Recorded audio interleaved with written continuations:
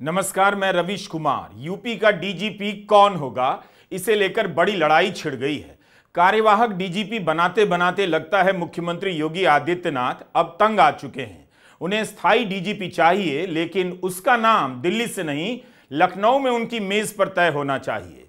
अगर डीजीपी की नियुक्ति के नए नियम के पीछे की राजनीति को मैंने जरा सा भी ठीक से समझा है तो बात यही लगती है। यह मामला केवल प्रशासनिक नियुक्ति का नहीं बल्कि राजनीतिक नियंत्रण का है। कितने मुख्यमंत्री हैं बीजेपी के जिनके कंधे पर प्रधानमंत्री के हाथ रखने की ऐसी अत्याधुनिक तस्वीर सार्वजनिक जीवन में मौजूद है। यह सौभाग्य केवल योगी आदित्यनाथ को ही प्राप्त हुआ। मोदी बॉस हैं यह बताने के लिए ठीक है, लेकिन इसका मतलब यह नहीं कि योगी बॉस नहीं।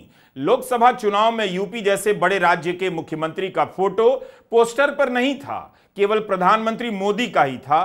काफी समय बीत जाने के बाद मोदी के साथ योगी भी अवतरित होने लग जाते हैं पोस्टर पर, तब जब अखिलेश यादव इसे मुद्दा बना देते हैं तो यूपी में देर होती है, मगर योगी आ ही जाते हैं। योगी ने डीजीपी की नियुक्ति का नियम क्यों बदला? क्या केंद्र से आने वाले नाम पर उन्हें भरोसा नहीं रहा? प्रधानमंत्री के ट्वीट को जब भी मुख्यमंत्री योगी आदित्यनाथ रीट्वीट करते हैं तब लगता है कि दोनों के बीच कितना मधुर संबंध है, लेकिन अब लग रहा है कि डीजीपी के रूप में कोई मोदी का आदमी योगी के सामने की मेज पर ना आ जाए, इसे लेकर योगी जी परेशान तो रहते हैं। इसीलिए 20 महीने से यूपी में कार्यवाहक डीजीपी बनाए जा रहे थे, क्योंकि सुप्रीम कोर्ट का नियम है यूपीएससी से 3 नाम तय होकर आएंगे और उसी में से एक नाम राज्य को चुनना होगा। दिल्ली से आने वाला नाम दिल्ली का हो, इस डर से लखनऊ से ही कार्यवाहक डीजीपी बनाया जाने लगा। 20 महीने में यूपी में 4 कार्यवाहक डीजीपी। ये क्या कहता है? जून 2021 से लेकर अब तक कार्यवाहक डीजीपी से ही यूपी की पुलिस चली जा रही है। जून 2021 में मुकुल गोयल डीजीपी बनाए गए, लेकिन मई 2022 में ही हटा दिए गए। रिटायर होने में करीब 2 साल बाकी थे, पर यह कहते हुए हटा दिए गए कि काम में रुचि नहीं थी और अक्षम अधिकारी थे। हिंदुस्तान टाइम्स में छपा है कि गोयल विभाग और योगी की मीटिंग में नहीं आ रहे थे, इसलिए योगी उनसे नाखुश हो गए। उनके निष्कासन के बाद से अब तक यानी लगभग 2.5 साल तक उत्तर प्रदेश में एक भी स्थायी उत्तराधिकारी की नियुक्ति नहीं की गई। मुकुल गोयल के बाद डीएस चौहान कार्यवाहक डीजीपी बनाए जाते हैं, जो मार्च 2023 में रिटायर हो गए। चौहान के बाद आते हैं आरके विश्वकर्मा, जो अप्रैल में कार्यवाहक डीजीपी बनाए जाते हैं और मात्र 1 महीने में ही इस पद से रिटायर हो जाते हैं। मई 2023 में उनका कार्यकाल खत्म हो जाता है। विश्वकर्मा के बाद आते हैं विजय कुमार, वे भी कार्यवाहक डीजीपी बनाए गए। कार्यवाहक डीजीपी की कड़ी में एक और नाम जुड़ा प्रशांत कुमार का, जो 31 जनवरी 2024 को कार्यवाहक डीजीपी बनाए जाते हैं। सुप्रीम कोर्ट ने स्पष्ट रूप से कहा है कि असाधारण परिस्थितियों को छोड़कर पुलिस प्रमुखों की कोई अस्थायी या तदर्थ नियुक्ति नहीं होनी चाहिए। तो यूपी में कौन सी ऐसी असाधारण परिस्थिति पैदा हो गई कि 20 महीने में लगातार चौथी बार कार्यवाहक डीजीपी नियुक्त किए गए? क्या यूपी में कोई भी अफसर नहीं जिसे स्थायी तौर पर डीजीपी बनाया जा सकता था? इसके पीछे की राजनीति क्या हो सकती है? मूल बात तो योगी जी को ही पता होगी, लेकिन हमें तो यही लगता है कि केंद्र यूपीएससी के जरिए अपना डीजीपी ना बिठा दे, इसलिए योगी जी कार्यवाहक डीजीपी बनाकर इस पद को भरते रहते हैं और अब शायद तंग आ गए होंगे तो इस सिस्टम को ही खत्म कर दिया। इस लुका छिपी के खेल का अंदाजा अखिलेश यादव के इस ट्वीट से पता चलता है। अखिलेश लिखते हैं कि सुना है किसी बड़े अधिकारी को स्थायी पद देने और उसका कार्यकाल 2 साल बढ़ाने की व्यवस्था बनाई जा रही है। सवाल यह है कि व्यवस्था बनाने वाले खुद 2 साल रहेंगे या नहीं? कहीं ये दिल्ली के हाथ से लगाम अपने हाथ में लेने की कोशिश तो नहीं है? दिल्ली बनाम लखनऊ 2.0। अखिलेश यादव लंबे समय से यूपी के कार्यवाहक डीजीपी को लेकर ट्वीट कर रहे हैं। डबल इंजन की सरकार में डीजीपी का पद लगता है डबल व्यंजन बन गया है। सरकारें इंजन से नहीं, वैसे व्यंजन से ही चलती हैं। पुलिस यूपी की राजनीति का प्रमुख व्यंजन है। जो मुख्यमंत्री अपनी सत्ता की थाली में इस व्यंजन को ठीक से सजाता है, उसी का नियंत्रण माना जाता है। आखिर योगी भी कब तक कार्यवाहक डीजीपी बनाते रहते? कार्यवाहक बनाने का कार्यभार उन्होंने 4 नवंबर को खत्म कर दिया, उतार दिया अपने कंधे से। नियुक्ति नियम 2024 को योगी कैबिनेट ने मंजूरी देकर दिल्ली से आने जाने वाले नामों का सिलसिला खत्म कर दिया। अब इसे मोदी बनाम योगी के बीच वर्चस्व के पुराने किस्से को हवा तो मिल सकती है, मिलेगी भी, लेकिन जो हुआ है क्या उससे बेहतर पारदर्शिता इन नियुक्तियों में आ जाएगी? 80 सीटों वाला उत्तर प्रदेश, यहां की राजनीति में पुलिस के बिना कुछ भी मजा नहीं। पुलिस को कौन चलाता है यह इस बात से भी तय होता है कि वह प्रदेश चलाने लायक है या नहीं, या उसे प्रदेश चलाने के लिए पुलिस को चलाने दिया जाता है या नहीं। एनकाउंटर, हिरासत में मौत, पुलिस की सुरक्षा में हत्या, टॉर्चर इत्यादि की खबरों से लगता है उत्तर प्रदेश में एक समानांतर और तेज न्याय व्यवस्था खड़ी की जा चुकी है। इन सब बातों की आलोचना से और छपने वाली खबरों से ना योगी सरकार को फर्क पड़ा, ना पुलिस के व्यवहार में कोई बदलाव आया। कभी नहीं लगा कि स्थायी डीजीपी नहीं होने के कारण योगी जी का पुलिस पर नियंत्रण नहीं है, या पुलिस योगी जी की बात नहीं मानती है। उनके प्रशासन और राजनीति दोनों का ही चेहरा पुलिस भी है, पुलिस ही है। तो अब यूपी की सरकार यूपीएससी को नामों की लिस्ट नहीं भेजेगी। सुप्रीम कोर्ट के 2006 के स्पष्ट आदेश हैं कि डीजीपी के पद पर स्थायी नियुक्तियां होनी चाहिए।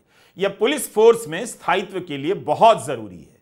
सुप्रीम कोर्ट ने अवमानना का नोटिस भेजा है कई राज्यों को, और यूपीएससी ने नियुक्ति के नियमों को सख्त बना दिया है। योगी सरकार की चिंता शायद इससे बढ़ गई होगी। हो सकता है उन्हें लगा हो कार्यवाहक पुलिस प्रमुख बनाते बनाते कहीं उनका ही कार्यकाल कार्यवाहक मुख्यमंत्री की तरह ना लगने लग जाए। तरह तरह की चर्चाएं बीच में चलती भी रहती हैं कि योगी हटाए जा सकते हैं। मुझे नहीं पता कि योगी को हटाने की चर्चा कितनी सही है, लेकिन अगर यह सही है और उन्हें नहीं हटाया जा रहा है तो अयोध्या के कारण नहीं बल्कि केजरीवाल के कारण, जिन्होंने कह दिया था कि लोकसभा के चुनावों के बाद योगी हटाए जा सकते हैं। केजरीवाल की बात सच ना हो जाए इसलिए योगी को हटाने में मुश्किल आ रही है। लगता है कि केजरीवाल ने योगी जी को बचा लिया है। योगी को हटाना इतना आसान भी नहीं। उनके हटाने की चर्चाओं का सुख लेने वाले राजनीति को मुझसे बेहतर समझते होंगे। लोकसभा में बीजेपी का प्रदर्शन यूपी में खराब रहा, लेकिन क्या इसका कारण केवल योगी थे? फिर मध्य प्रदेश में बीजेपी की जीत के बाद शिवराज सिंह चौहान क्यों हटा दिए गए? क्या जीत का कारण शिवराज सिंह चौहान नहीं थे? अब तो यूपी में उपचुनाव टल गए हैं। अयोध्या के मिल्कीपुर में उपचुनाव का ऐलान भी तो नहीं हुआ। बात यह है कि योगी कब तक कार्यवाहक पुलिस प्रमुख का इंतजार करते? वो अब और इंतजार नहीं कर सकते थे। 17 अक्टूबर को चीफ जस्टिस चंद्रचूड़ के बेंच ने 8 राज्यों, गृह मंत्रालय और यूपीएससी को अवमानना का नोटिस भेज दिया कि आप पुलिस प्रमुख के पद पर अस्थायी नियुक्ति क्यों कर रहे हैं। 2 नवंबर को हिंदू में विजेता सिंह की रिपोर्ट छपती है कि यूपीएससी डीजीपी की नियुक्ति के नियमों को और भी सख्त कर चुकी है। सितंबर महीने में ही नए दिशा निर्देश भेजे जा चुके हैं। इनमें कहा गया है कि केवल उन पुलिस अधिकारियों को ही डीजीपी के पद पर नियुक्त किया जा सकेगा जिनके रिटायरमेंट में कम से कम 6 महीने बचे होंगे। इस रिपोर्ट में यह भी लिखा है कि जो आईपीएस अधिकारी केंद्र की सेवा में लगे हैं और केंद्र सरकार राज्य सरकार से कह दे कि अभी उन्हें केंद्र की सेवा से राज्य में भेजना संभव नहीं होगा, तब यूपीएससी की समिति डीजीपी के लिए उस अफसर के नाम पर विचार नहीं करेगी। यूपीएससी ने नियमों में सख्ती की और उधर योगी जी ने नियमों की डोर काट दी। यूपीएससी के नए नियमों के अनुसार डीजीपी के पद पर तैनाती के लिए अब 25 साल का अनुभव अनिवार्य है। पहले 30 साल का अनुभव अनिवार्य होता था। दिशा निर्देशों में यह भी कहा गया है कि जब तक अधिकारी खुद इच्छुक नहीं होंगे उन्हें पैनल में शामिल नहीं किया जाएगा। पुलिस सुधार पर प्रकाश सिंह कमेटी की एक रिपोर्ट है। इसके आधार पर पुलिस अफसरों की नियुक्ति में पारदर्शिता लाने के लिए सुप्रीम कोर्ट ने दिशा निर्देश बनाए थे कि सभी राज्य सरकारें पुलिस के मुखिया की नियुक्ति से पहले कई नामों को यूपीएससी के पास भेजेंगी और यूपीएससी उनमें से 3 नामों का चयन कर राज्य सरकारों को भेजेगी, जिसमें से एक को डीजीपी बनाया जाएगा।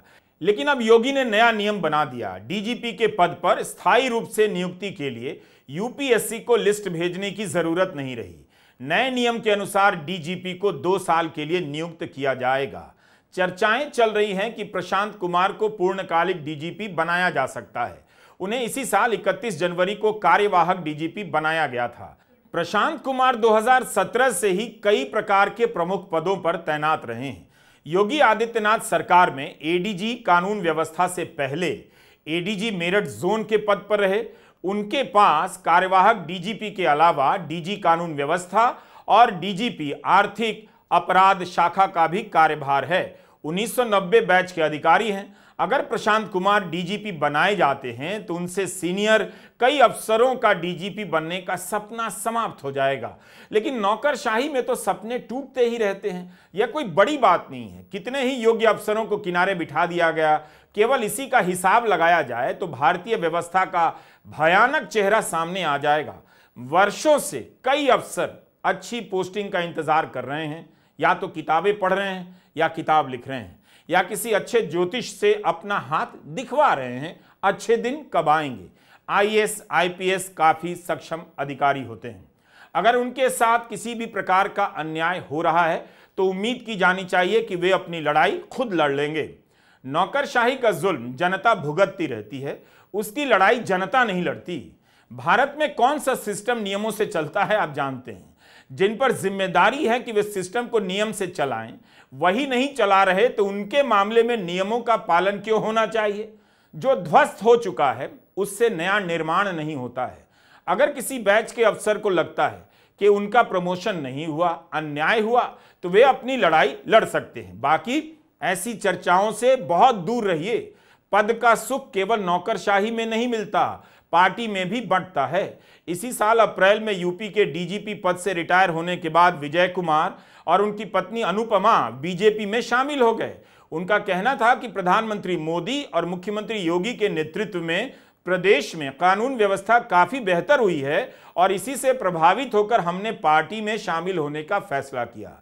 विजय कुमार से पहले पूर्व डीजीपी बृजलाल 2015 में ही बीजेपी में चले गए और इस वक्त राज्यसभा से सांसद हैं। जनवरी 2022 में आईपीएस के पद से इस्तीफा देकर असीम अरुण बीजेपी में शामिल हो गए। ठीक चुनाव से पहले कन्नौज सदर से चुनाव जीत भी गए। अब योगी सरकार में मंत्री हैं। इसलिए अपनी चिंता कीजिए। नौकरशाही की चिंता से क्या होगा, न्यायपालिका की चिंता से क्या ही हो गया। जिस देश में अवैध गिरफ्तारी, अवैध एनकाउंटर के बाद अफसरों का कुछ नहीं होता, उस देश में प्रमोशन को लेकर ज्यादा दुखी नहीं होना चाहिए। मोदी सरकार ने चहेते अफसरों का कार्यकाल कितनी बार बढ़ाया, कितनी बार हमने रिपोर्ट तैयार की, कितने ही अफसरों के सचिव बनने के चांस मिट्टी में मिल गए, उन्होंने उफ तक नहीं की। अब जो मोदी करें वही योगी दोहराए तो हंगामा कौन मचाए। पुलिस सुधार के एक ही चिंतक हैं भारत में, प्रकाश सिंह। वर्षों कोर्ट गए, मीडिया में लिखा। उन्हें लगेगा कि गलत हुआ है तो जरूर लिखेंगे और जब लिखेंगे तो आप उनका लिखा जरूर पढ़ लीजिएगा। रही बात योगी के हटाने और मोदी को चुनौती देने की, तो ऐसी चर्चाओं से सुख मिलता है तो ले लीजिए, मगर भरम में मत रहिएगा। दोनों में से कोई भी खुलकर एक दूसरे के खिलाफ आने वाला नहीं है। जिस दिन योगी हटा दिए जाएंगे उस दिन बीजेपी की राजनीति हमेशा के लिए बदल जाएगी। तब तक हमारा वीडियो आप देखते रहिए। नमस्कार, मैं रवीश कुमार।